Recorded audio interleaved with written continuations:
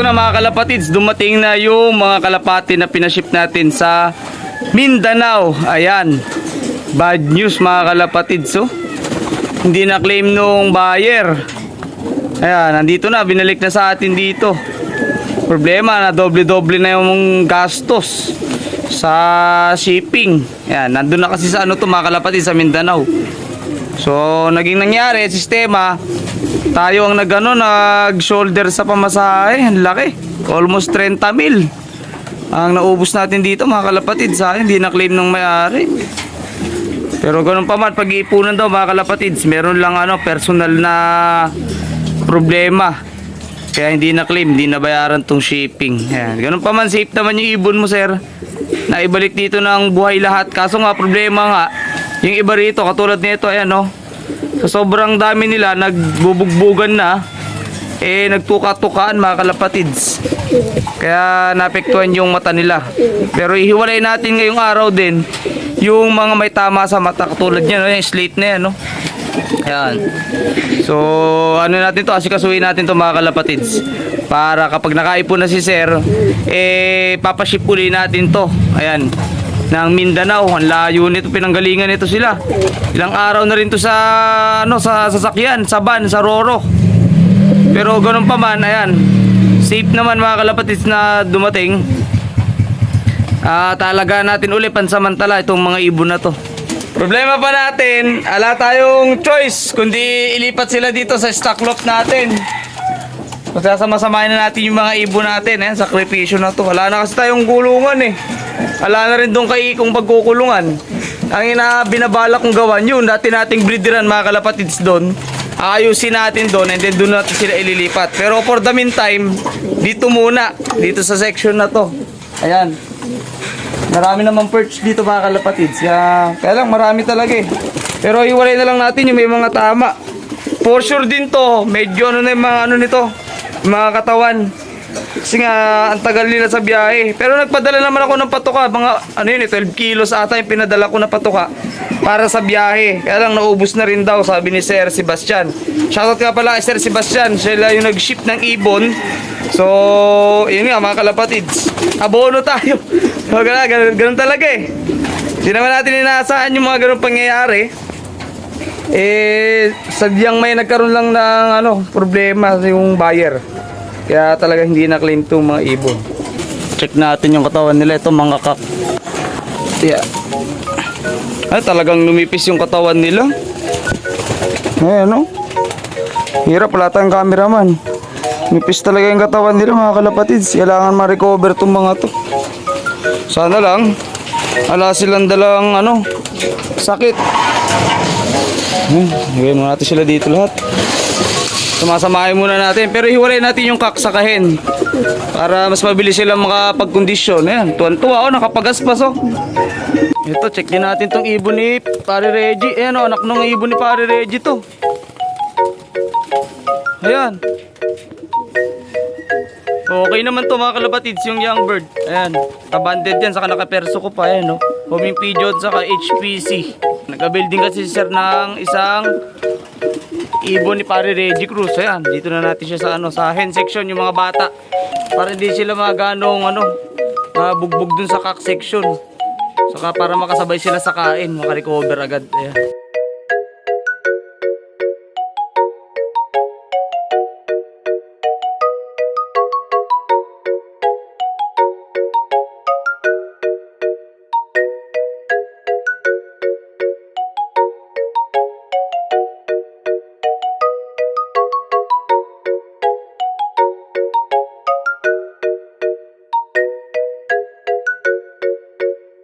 So ito, 4 mga kalapatids yung may tama sa mata. Ito, isang lalaki, 3 babae. Ayan Yung iba, papikit pa lang eh. Itong 2, nakapikit talaga isang mata. Ayan medyo masama ang tama.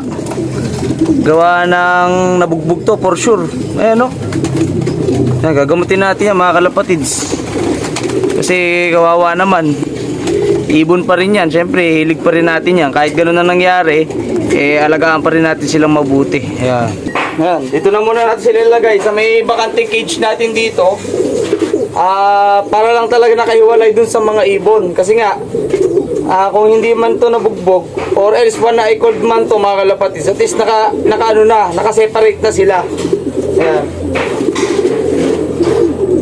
Ito na lang natin sila, i-cure. Habang si Sir Mirshal, nag-iipon pa para sa shipping ng mga ibon niya. Kasi hindi natin ibibigay ito kapag hindi niya maiipon uli yung shipping fee. Nangyari kasi COD yung naging usapan, hindi nabayaran. So tayo nag-abono. So pipilitin natin susunod, kapag ipapaship natin itong mga ibon na to, bayaran na muna sa shipper para ala na maging aberya pagdating ng ibon doon, mga kalapatids.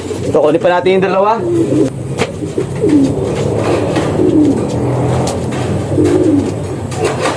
So, papainumin na rin natin sila ng Nice One capsule. Yan.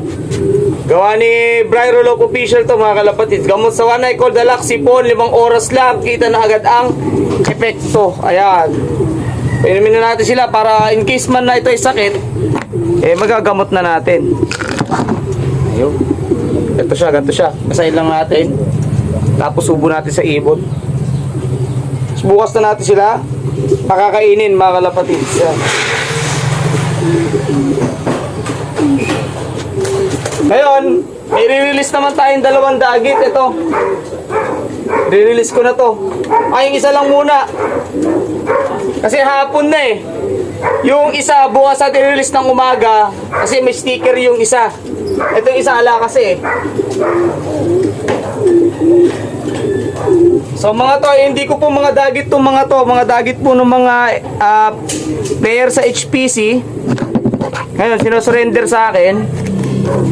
At eto, para makakita ng may-ari, QPHA 2024 NDR 2749. Ito, pakakawalan natin siya ngayong araw.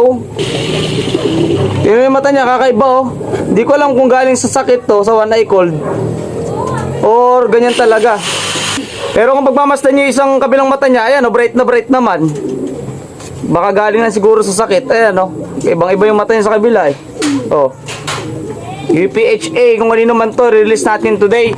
Tapos ito namang isa, ayan, may sticker pa siya. Bukas naman natin i-release. Kak to, mga kalapatids, halatang halata kak.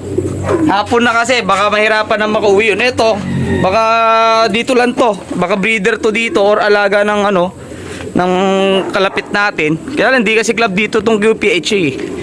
Pero papakawalan pa rin natin. Ayan, dito na sa likod na part para hindi na siya dumapo sa landing board natin. Ay, dumapo pa din. Yun, ito ang kabilang okay. Nakakita. Ayun, umalis na. Ayun, lumipad na. Bubugaw-bugawin na lang natin to kapag dumapo dito para bumalik sa sa may-ari. Ayun, wala na, umalis na nga. Lumipad. So, that's it for today, mga kalapatids. Ayan. Naging masalimuot man yung first time natin magatid ng ibon sa Mindanao. Pero ganun talaga, mga kalapatids, hindi naman natin alam kung ano yung totoo. Siyempre, titiwala lang tayo sa mga tao. Saka, siyempre, bayad na yung ibon Kaya malabong hindi kunin yun nung may-ari. Pero ganun talaga, mga kalapatids. Siguro nga, nagkaroon talaga ng insidente. Kaya hindi na-claim yung ibon. So, that's it for today. Papatukan na tayo sa sandabakbak na mga young bird natin. Maraming salamat po sa pagsama sa video, mga kalapatids. And, bukas release natin yung isa pang dagit. May sticker yun Ayan, sana makauwi pa sa amo yun, mga kalapatids. Maraming salamat. Ingat.